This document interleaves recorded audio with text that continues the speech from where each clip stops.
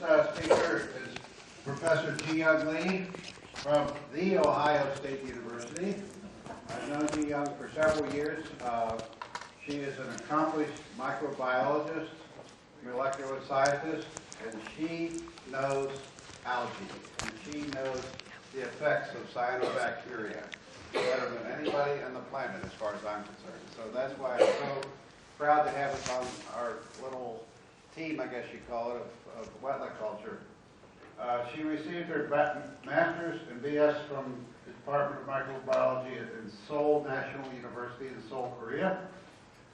Then she came to the U.S. and got her PhD in the Department of Environmental Health Sciences, School of Public Health, University of Michigan. We'll forgive her for that.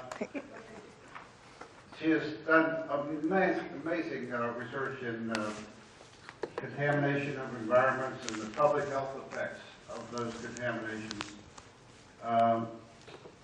She's studied cyanobacteria, which the common name we hear about it, blue-green algae, extensively.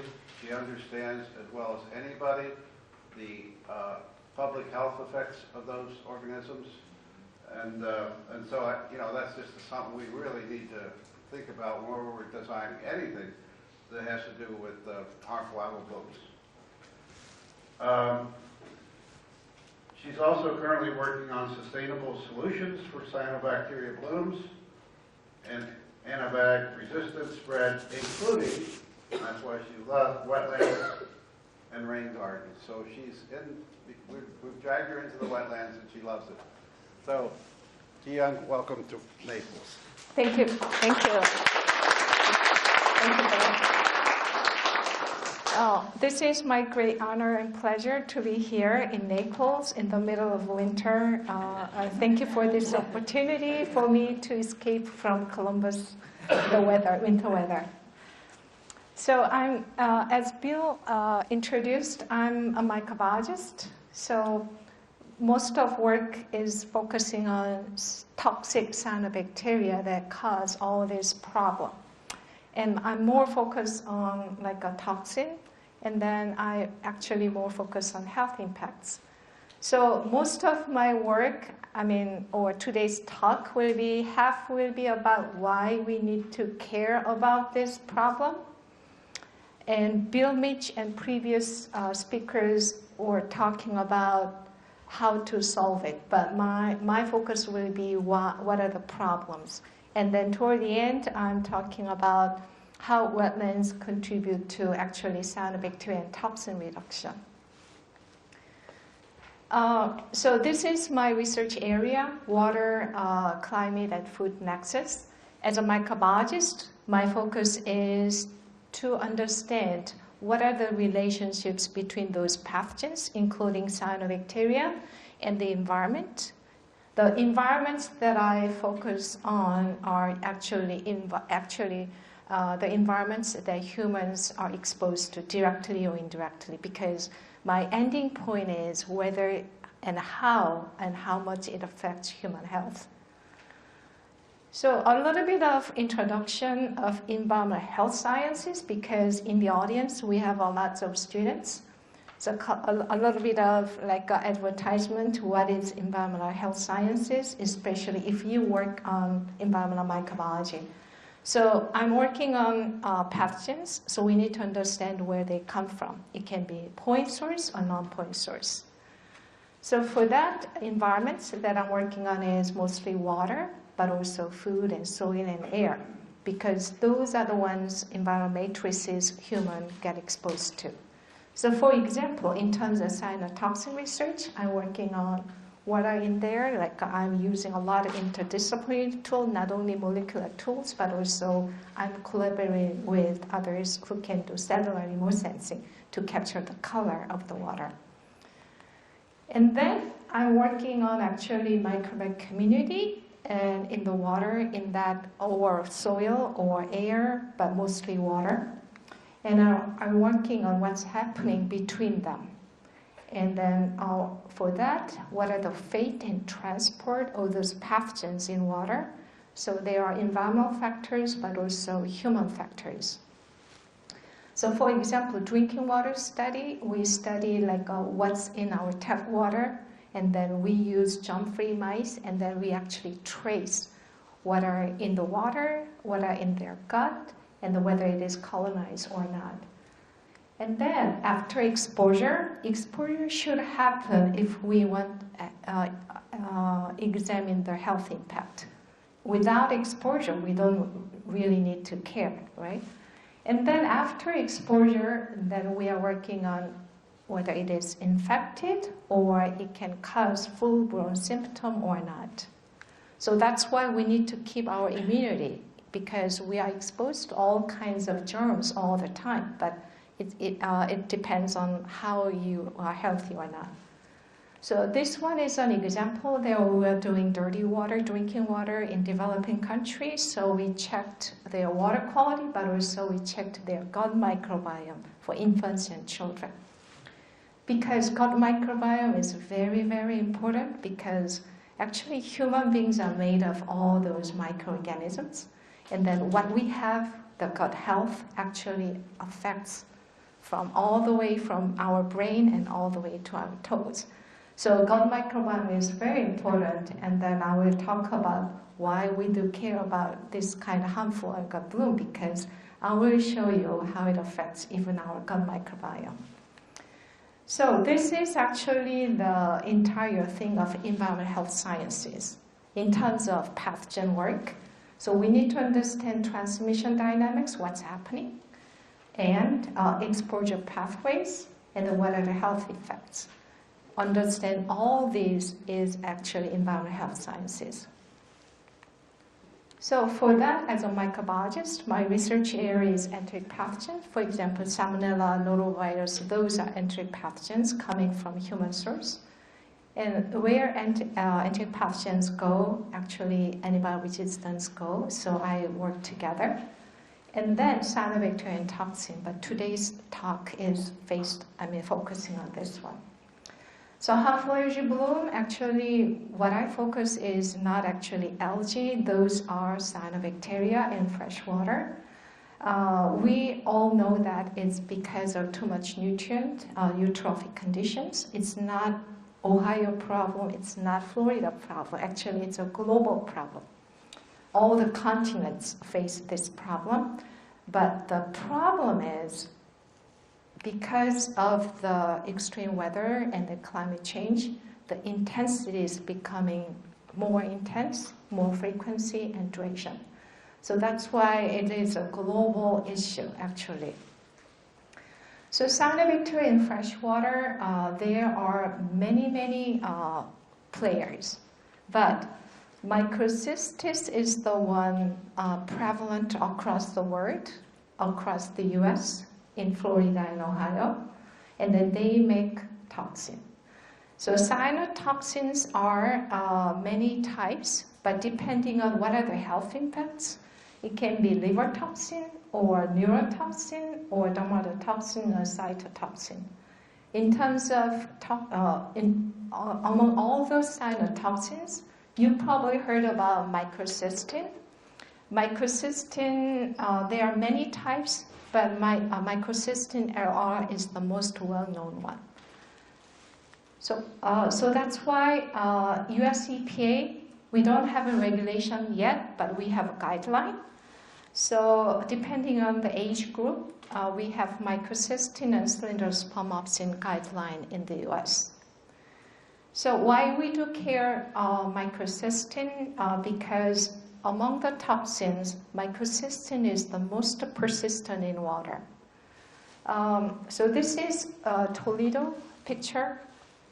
So we have a Toledo water crisis in Ohio. So what's happening? This is annual chronic problem. So water in there, water is mostly microcystis. Of course, there are others, but microcystis is the culprit, and then they make toxin. And then this one is Toledo water intake. You can see that. I think Florida people are feel better, much better, because Ohio people use this kind of water for their drinking water source. So the problem is, most cases, the finished water is safe, But in 2014, in August, toxin was detected in the finished water, in the drinking water. So, as you can imagine, there was a water crisis. Water consumption was banned. So you can imagine that entire population was affected, and then the ripple effect was huge. The hospital cannot do operation, or the dialysis patient should be transported to other city, and restaurants are all closed because it's water-based. And then you cannot use your tap water, you cannot take a shower, you cannot use all the refrigerator. So you can see, can you do your water your plants if you have your garden? So you can see, the entire impact, it was huge. And then the adverse effect of microcystin, again, this is liver toxicants. It can cause all kind of liver function, eventually liver cancer. And then also just acute exposure, it's a lot of irritants, stomach cramp, and then skin and eye rash. So that's why this kind of acute symptoms is kind of masked. The doctors cannot really tell it is because of toxin exposure or not. And then also, this one affects male, but also our data show that it can affect reproductive health. So this one is another kind of area of study. So this one is a microcystin structure, is a cyclic peptide, so it's very stable. Boiling cannot degrade toxins. So if you have toxin problem, you should not boil the water. It only concentrates toxin in your water. And the water soluble, so that means if you use that contaminated water for your plants, then plants can accumulate the toxin.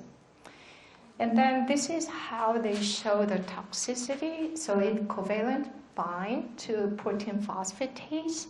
So what it means is really disrupts regular cellular process. So, if you do this kind of problem for extended period of time, then your liver function failed. So eventually, if we have exposed to toxin, it accumulates in liver. So if you test fish caught from water, probably mussel contains a low level of toxin, but if you test liver in your fish, then it shows very high level. So it can remain in bloodstream and contaminate tissue too. So that's why in the National Agency for Research and Cancer list microcystin as a tumor promoter. So what are is there some kind of association between Cyanobacteria bloom and liver disease? So we conduct, but before that, how to measure Cyanobacteria bloom? So we test the water, the color, the Cyanobacteria, they are photosynthetic. So if you go with the blue-green color, so we use flow meter, and then we measure actually phycocyanin level. And then we found that phycocyanin level is correlated with microcystin toxin, so we can do a lot of monitoring. So after that, but we cannot do just one lake. So what if we want to do across the US? And then also what if we do 10-year monitoring? So that's how we came up with an idea. We can use cellular remote sensing that capture phycocyanin. So that's why we used Maris. And this is my postdoc, Steve Sung. So he worked on this project. So we kind of test, for example, Lake Erie. We went back historical data of satellite imaging, and then we were able to retrieve 10 and 15-year data. And then we validate with actual water samples in beach water. And so using that one, we used Toledo water intake using the cellular remote sensing data. So that's the way we estimate the potential toxin level in Toledo water intake. Okay, so we are quite convinced that we can measure, we can estimate Cyanobacteria bloom using cellular remote sensing. So that's how we got with the remote sensing data across the US, and then we estimate harmful algal bloom. And then we got the data about non-alcoholic liver disease, and then we analyzed the data. This one is Feng Zhang, and then this was her PhD dissertation. So this map summarizes across the US at county level the bloom coverage percentage. What we found is 63% of US counties have detectable level of bloom coverage in their water. And then this map shows non-alcoholic liver disease clusters. We found 65 significant spatial clusters. That includes more than 400 counties. And the interesting thing was counties in the clusters also showed higher bloom coverage than the counties that did not show bloom coverage. But we cannot really conclude any association.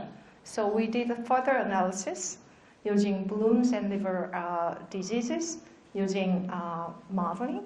So the global association between bloom and the liver disease was positive and significant. And then when we did the model, we found that if your county has 1% increase of bloom coverage, then it causes 0.3% increase in your liver disease motility. After adjusting age and then gender and socioeconomic status. So you can see that this is red color means high bloom, high liver disease. And then here is Ohio. This is where the Toledo is. So you can see that this is where your high bloom, chronic bloom problem here. So kind of it shows that there's a, so here, again, this is association, not causal. So more, in order to understand the causation, we need to another epidemiological study.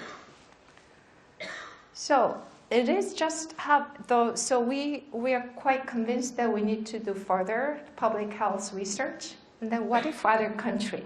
I'm originally from South Korea, so I was interested in what happened to South Korea in terms of cyanobacteria bloom and public health. So we did similar approach in South Korea, but in here, here is South Korea between China and Japan. There are 4 major rivers in South Korea. So there was 4 major rivers projects between 2008 and 2012. And then $20 billion was invested to restore those rivers. So what they do is constructed weirs, reservoirs and dams and dredged. However, blooms became more visible after the project was completed. And because all the, I think it's a lot of reasons, no study was conducted about harmful algal bloom and potential public health impact. What was the goal? The goal was actually the river project was improving water quality and then retain the water for irrigation. Okay, so the blooms became more visible. Does that mean that the water quality was not better? Correct, unfortunately. So 20 billion down the drain? Yes. Okay. So we got the data, but in this case, chlorophyll A is the only available data across all the study area, all the years. So we used the chlorophyll A as a proxy of harmful algal bloom. And then we got the data about non-alcoholic liver disease, and then we did analysis. So this one is bloom intensity before the project was done and after. And then the data showed that bloom was increased. And then except Han River where the Seoul the capital city Seoul is located, but all other river area, the significantly increased.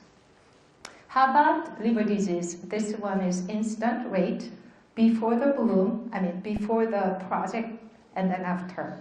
So just visually we can see that liver disease has increased.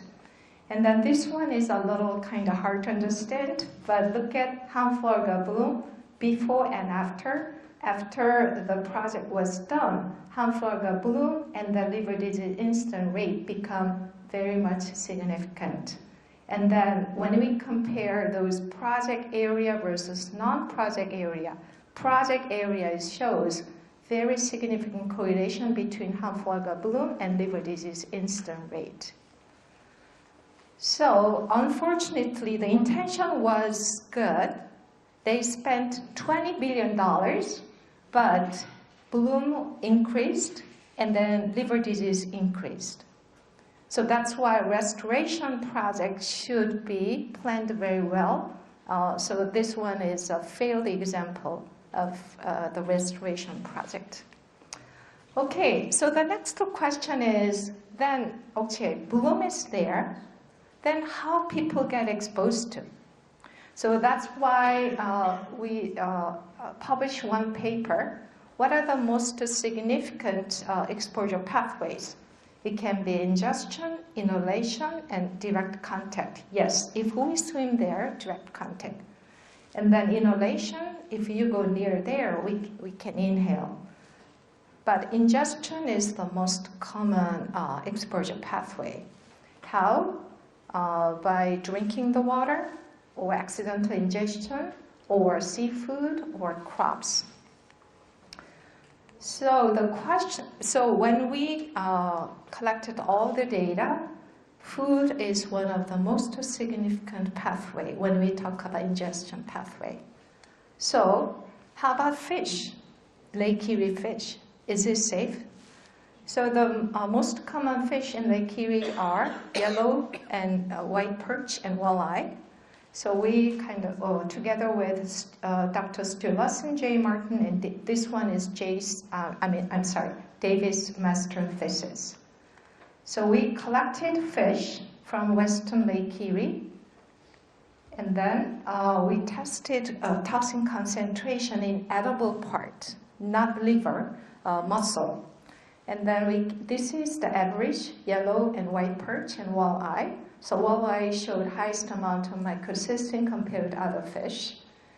And then the white perch case is depending on bloom condition, their muscle microcystin concentration in the muscle was correlated. Then the next question, okay, so toxins are there, but is it safe? So that's why we did risk assessment. And then the conclusion is microcystin in fish is under safe threshold levels. When we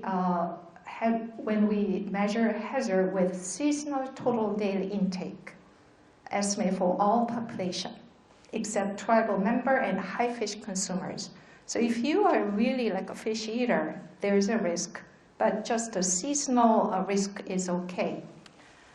But however, frequent fish eaters and lake anglers are the ones at the risk groups.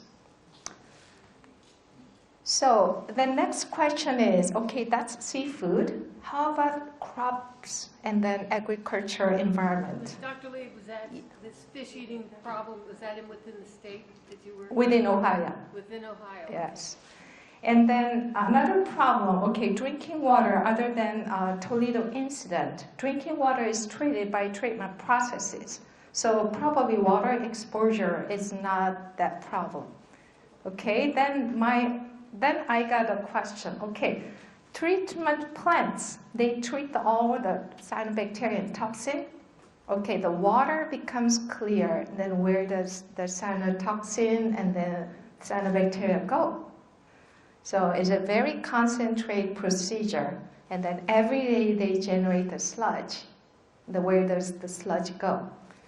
And so they do land application to agriculture because it has a lot of nutrients, NNP. And then soil amendment, pH adjustment. So that's why we did research. And then this is a scenario. So all the concentrate one goes to agricultural field. And then what happened to the crops? What happened to the soil? And then what are the risks? Whether there's a risk or not. And then as a microbiologist, I'm interested in who are there. So we did a test, and then this is part of Yuhan's PhD dissertation. So we simulate the experiments. We got water treatment residual. WTR is drinking water treatment waste. And then we got those samples from a couple drinking water plants in Ohio. They have chronic this problem. And then we kind of, in greenhouse, we simulate the crop production. So we added 20% and 40% WTR, and then we conducted a 3-month experiment. And then this is control. This was 20% or 40% added with WTR. And then actually they have nutrients. So carrots look healthy, but this one kind of big, but the color was a little off. So the question is, where does the toxin go? Because when we measure the toxin was really high in WTR. So this one is edible part here, and then this is non-edible part, this part, and then this is soil. So this is control, and then so this one is blue means 20% was added, 40% added. To combine all together, among all the toxin was added, majority of toxin stays in the soil, and then 5% accumulates in edible part. So when we estimate the risk, health risk, it is under the WHO guideline. So probably okay for human, other than you make carrot juice every morning. Okay, then we do more research, microcystin health impact, and then we simulate like ingestion scenario using animals, and then we are looking at gut microbiome, and then also liver cancer and acute toxicity, and then we are working on biomarkers. But briefly, when we kind of simulate microcystin ingestion scenario, and then we checked gut microbiome because this is negative control compared to negative control. If the mice were drinking the water with microcystin and microcystis cyanobacteria extract, their gut microbiome numbers are dramatically reduced. So here is negative, and this one is exposed group. So for some reason, bacterial numbers got reduced. So that's why I was so interested in what's happening in there. And then also you can see that very diverse type and size and color, very tiny, and then very homogeneous. So we did next generation sequencing and follow their poop sample from week 4 all the way to 36 week. For mice, 36 exposure is very chronic. And this one is carcinogenesis mouse model. This one is negative group. This one is carcinogen positive group. This one is microcystin exposure group. This one is cyanobacteria, toxic cyanobacteria exposure group. So as you can see, when they get older, the exposure group, their gut microbiome changes to the carcinogen group. So then, so another thing is their gut microbiome composition really changed to like that shows like a metabolic disturbance, and then also really shows stress response. So that's why I have tons and more of evidence why we should take care of this problem. But let's talk about bright side. Okay, how can we solve it? So as a sustainable solution, wetlands, I think previous speakers talking about nutrient reduction, but can wetlands do some public health service? We know that they do ecosystem service. How about public health service? So we know that nutrient reduction, right, is happening in here, and then Bing showed the data. However, when we have wetlands, we have lots of friends come. especially wildlife and lots of birds and geese. But as an environmental microbiologist, we know that they shed lots of pathogens in our water. So that's my question. They shed lots of pathogens. Then what happened to the water quality? So that was my question. Especially these wetlands are actually close to our water resources that are used for recreation, even drinking water source. And then also we know that we did some study, especially geese are the pathogen load. They shed lots of pathogens. And then they live very close to where we are, at least in Ohio and those lakes. And then they carry lots of pathogens that can cause problems for human health. So we did some study. This is Western Lake Erie. Western Lake Erie here is wetlands. It's called Ottawa National Wildlife Refuge. Here is where the wetland starts, midpoint, where the wetland meets the Lake Erie. And this is actually beach water. These are very long beaches. So this is sampling site 1, 2, 3, 4. So 1 is where the agriculture water comes in. Here is Chris Ray. So this is part of Chris's PhD dissertation. 2 is in the middle. It's where Crane Creek is. So in the middle. And then site 3 is where this is Lake Erie, and then the water meets the lake. And then here's the beach. Sorry about that, we had just a winter photo, but in summer the beach looked very nice.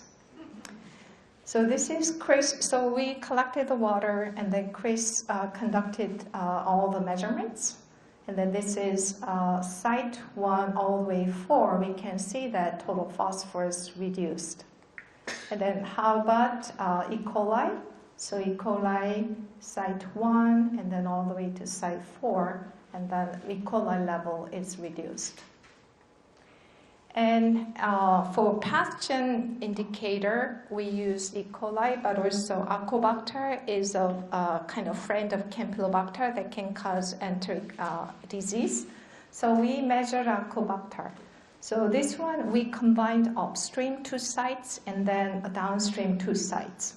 So when we do E. coli, this is a mean value, upstream and downstream. So we can see that that's more than 10 times reduced by the time the water arrives the lake. Then Acobacter also about 10 times decreased, so significantly decreased. Because the concern was the wetlands attracted lots of birds, especially geese. We thought a lot of pathogens are loaded there. Then the next one is, how about harmful cyanobacteria? Can they do something? So this one is my postdoc Chen-Yin Hu's work. So we don't show the number 1 because site 1 did not show any toxic cyanobacteria there. But 2 and 3 and 4, that's where it shows some microcystis abundance. So measured by PCR, this is the kind of change. So like in general, the level of microcystis concentration is reduced when the water arrives at the beach. How about toxic microcystis abundance? Toxic microcystis means they have toxin-producing gene in their cell. So those are the ones that can make microcystin. So this one is, in general, we didn't do a thorough statistical analysis, but the trend to show when the water goes to the lake, the beach, and then the level goes down. So cyanobacteria and toxin-producing cyanobacteria levels decrease by the time the water enters into the recreational area.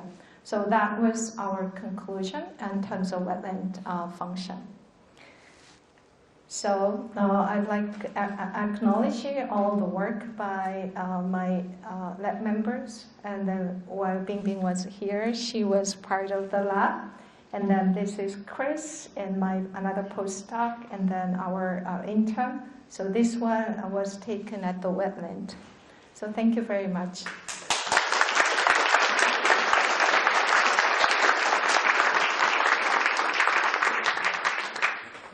Thank you, Ji-young. We have time for questions. And Lori, you can take it. Dr. Lee, have you gotten anywhere near studying the aerosolized effects of HABs on human health at all? I think actually Florida, they recently published a paper about aerosolized HAB and then health effects. So it is published in the Journal of Harmful Algae. So relatively a smaller study has been done, but aerosolized HAB can affect human health. But I think also CDC conducted a study in California Beach several years ago. So the symptoms is very wide. So the acute symptom shows like allergic reaction and then asthma-like symptom. But depending on what kind of cyanobacteria toxic species you have, if it has some kind of microcystin, it can cause some liver function failure, disturbance.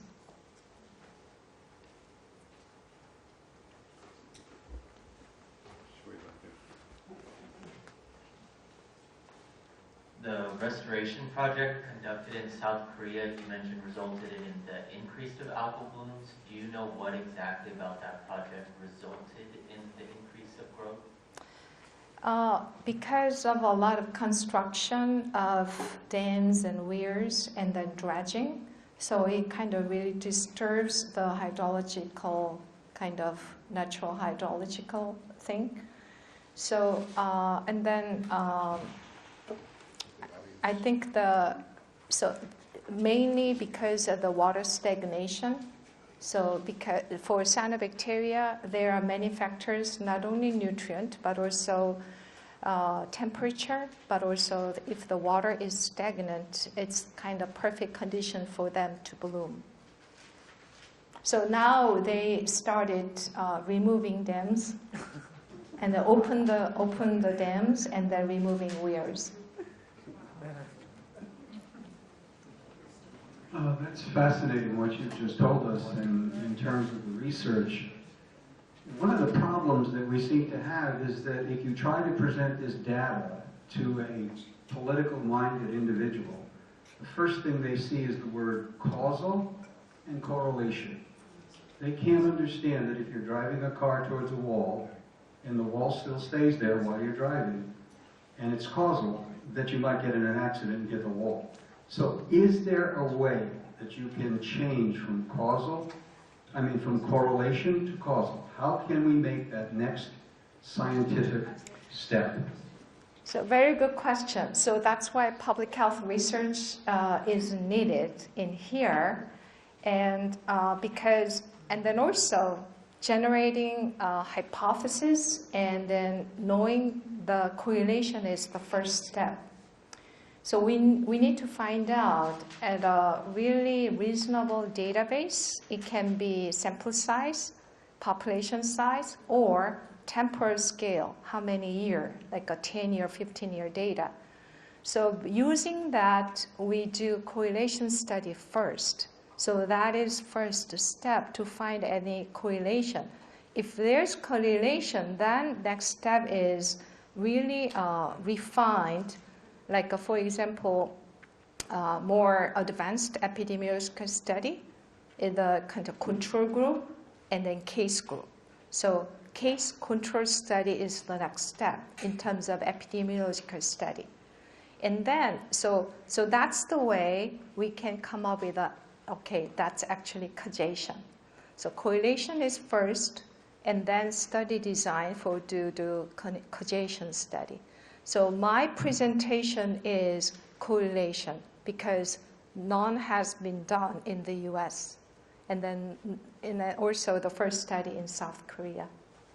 There were two articles, I'm sorry, just ask a second question. There were two articles written in the Naples newspaper. One was by a dentist, and the second was actually by a doctor. The doctor referred to two characteristics that were identifiable in Florida. One was that there was a factor of 3,000 times the quote-unquote acceptable levels of exposure to microcystin in the area of Lake Okeechobee, and that the incidence of non-alcohol liver disease correlated highly, 50% higher in that population. Mm-hmm. The second one, the dental reference, was the Department of Public Health in the state of Florida has been absolutely remiss in its responsibility to notify the citizens of this correlation and the severe impacts that microcystin has on human health. Mm-hmm.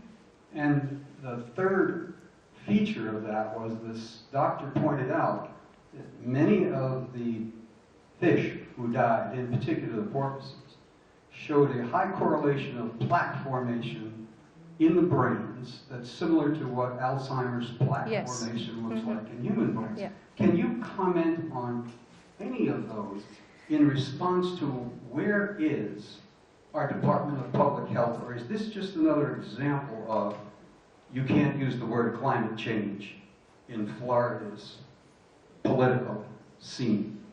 It's the equivalent of wipeout of reality is what I'm trying to say. Can you give us some sense of how, as a microbiologist and epidemiologist in some regard from your work, how you perceive our Department of Public Health being constrained or unable to portray the reality of what in fact is going on? I don't know about Florida. I cannot really say about Florida Department of Health, but I communicate a lot with Ohio Department of Health, Ohio Environmental, Ohio EPA, and so actually they are very open to my research. So that's why the water treatment residual, but before that we show that if the water contains microcystin, it can accumulate in crops, and then we estimate human health risk. And the human health risk is above WHO's total daily intake. So that's why Ohio EPA director found out my research. So that's why now in Ohio, if the water treatment plants, their source water has some level of harmful algal bloom, they measure what's in their water treatment residual. So now, based on our research, we can calculate back how much microcystin can be okay in their WTR before they do land disposal. So my experience with Ohio EPA, at least, is very open-minded, because I'm not biased. I'm a scientist. I show my data, and then they take the data, and then they do their action, and then imply on policy. And I think in terms of health, that's a little more complicated, because we need to find out whether actually it is because of the exposure, and then actually exposure happened or not. So that's why environmental health science is very important, because 100% of environmental health science is about actual exposure. So how exposure happens, which exposure pathway is the most important pathways, so that's what is the critical control point. Because while Bill Mitch and others are solving the root cause of this problem, it takes time. So for public health, what we do is how we can protect until the root cause is solved. So that's why, okay, what is the critical control point? So that's why we find what is the most important exposure pathway. So inhalation is one, but also ingestion. So I show that, for example, fish consumption probably seasonal is okay, but we need to look at fish is not the only one we take. Carrots is not the only one. What if we sum up all these things for those live in bloom affected area? Then what is their health risk? So that's why I'm working with modeler, so we can come up with actually really accurate assessment health risk because of harmful algal bloom exposure. Then I think Ohio or Florida Department of Health can take what we found more seriously. Yes. Your presentation referenced a couple of published articles as we went forward. Are those articles going to be available on the table? Or can we get addresses? I can give my. Yeah, of course, Yes. of course. Those are published papers, so yeah. Okay, we could even try to print out some of her papers Further reading, during yeah. the break. Yes. Yeah. Some good stuff there. Okay, well, that's a good time for us to say there's a break. A 15-minute break for coffee or soft drinks or whatever is outside. I think we're outside, aren't we? And 7:30, be back here for the second session. Thank you. I lived in Seoul, Korea for 3 years. Thank you. That was a splendid talk. Oh, thank you.